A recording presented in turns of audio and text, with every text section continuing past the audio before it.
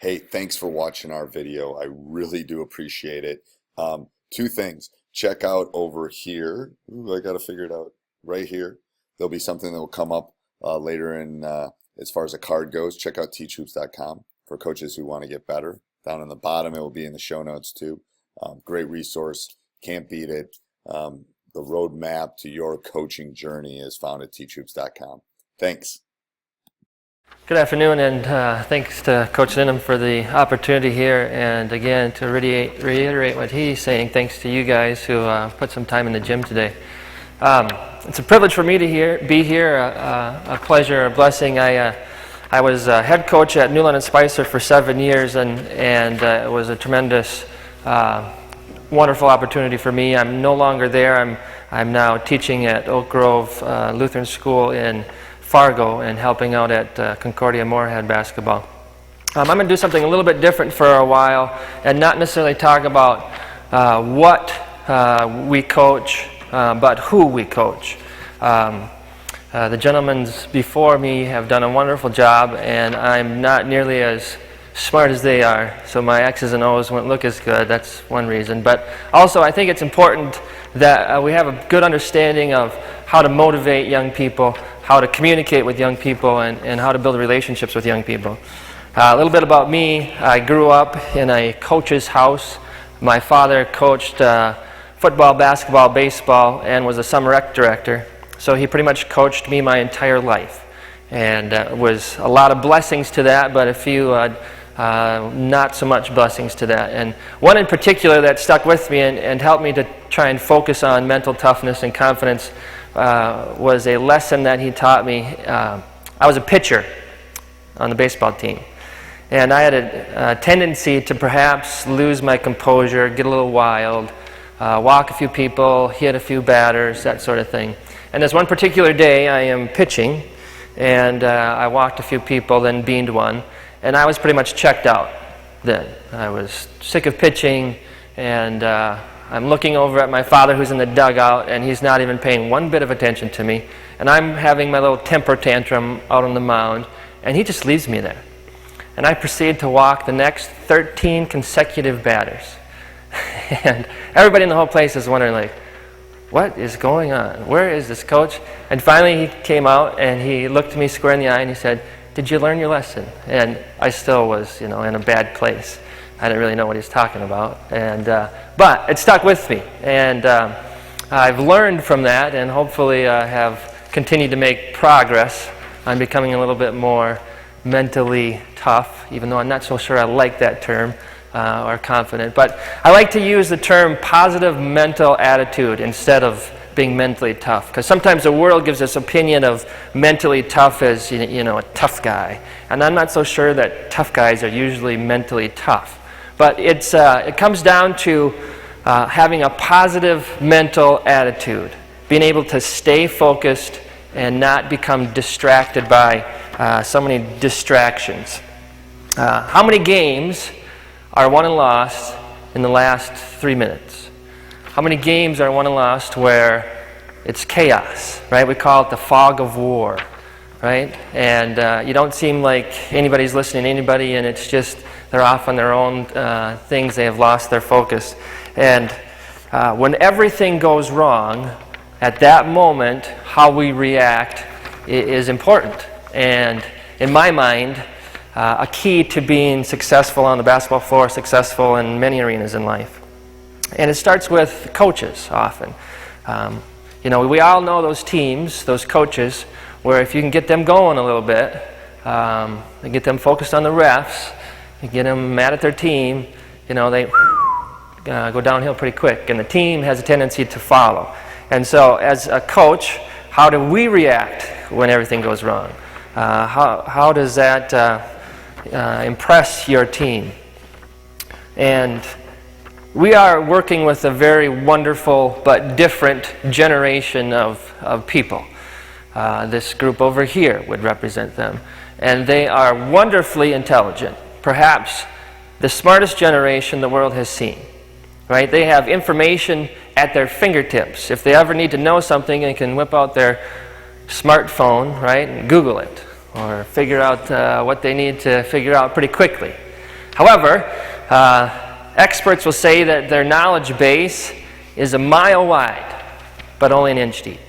Right? They know a little bit about everything and a lot about nothing. And so keeping them engaged is a bit of a dilemma for us. And I asked Darian earlier. I said, Darian, I'm going to ask you a question.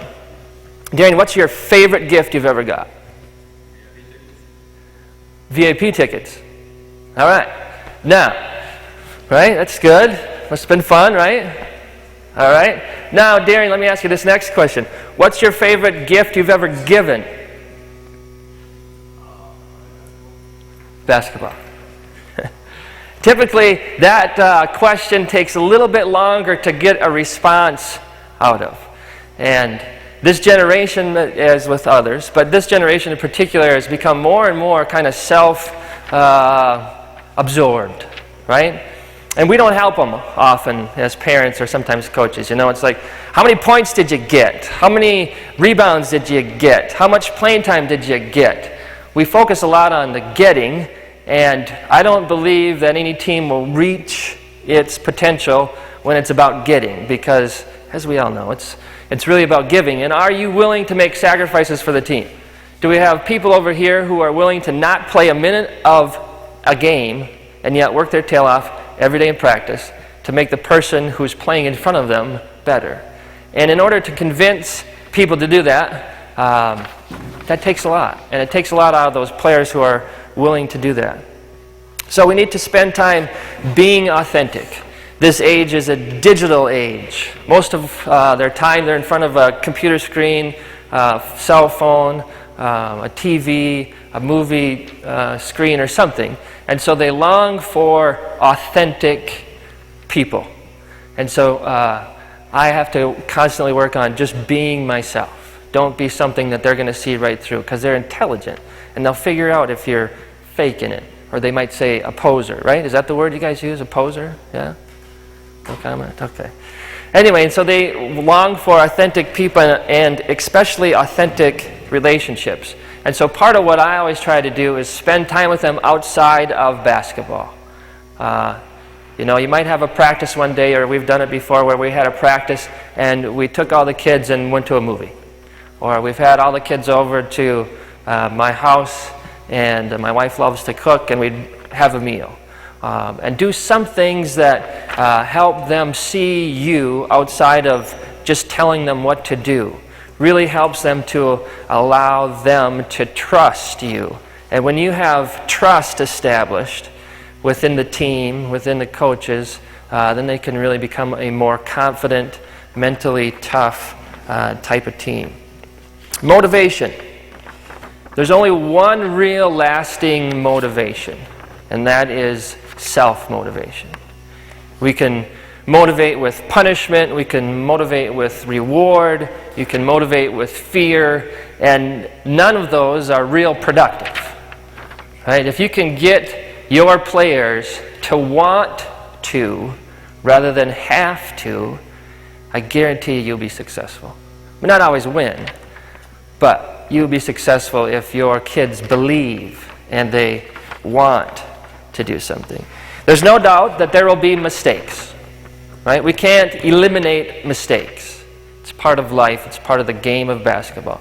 But how do we react to those mistakes can define our character, can define our outcomes. And so, as a younger coach, I spent a lot of time working on my man-to-man defense and man-to-man offense. Too much time.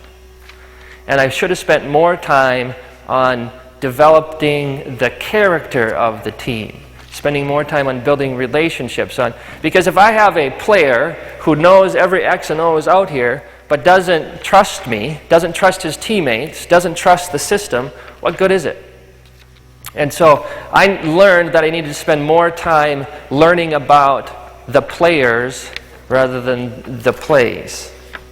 If you can get your players to play without fear, fear robs us of confidence. Fear robs us of our ability to exceed at a high level and most often the fear that you run into is the fear of failure. You know, you've probably all coached a kid or two that doesn't shoot enough. And a lot of time is the motivation behind that is they don't want to miss. Now, we've also coached a few kids that shoot all the time. Right? You can't get them to stop shooting. So you have to understand your players. But one of my favorite players, his name was Jamie Moten. And he was a handful.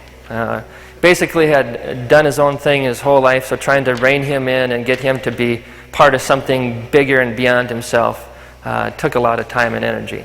But he was just phenomenal to coach because he had no fear. And one of my favorite stories of Jamie is we're in this section final game.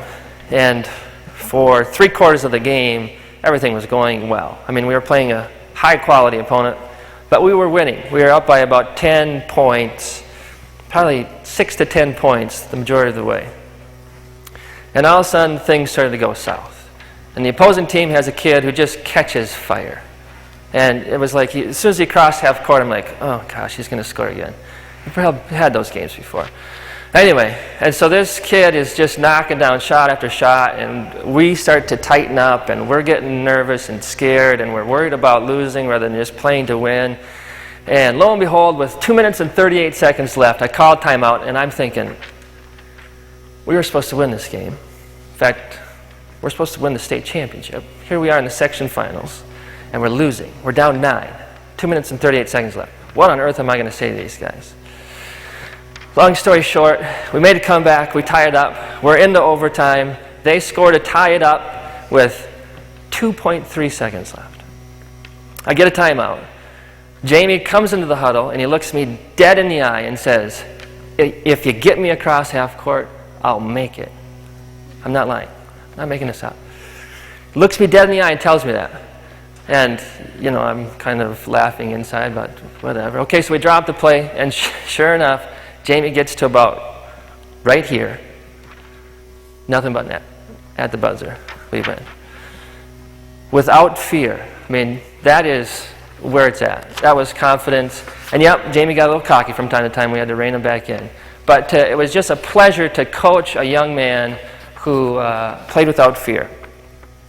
We had 7 rules. 1, stay focused. 2, be prepared. 3, be coachable. 4, trust in the team.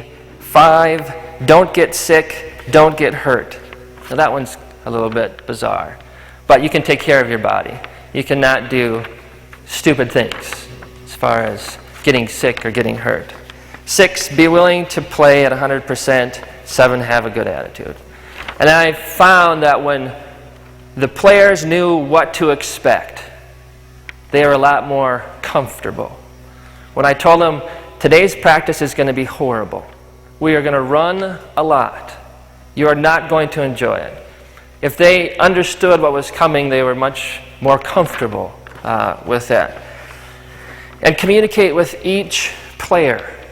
You know, you've got 15, 18, I don't know how many kids on your squad, but treat each one the same and communicate with each one of them. If it's Jamie, and Jamie, we want the ball in your hand in the last second of the game, make sure that Jamie knows that. If it's Jake Essler, I'll talk to him about him later.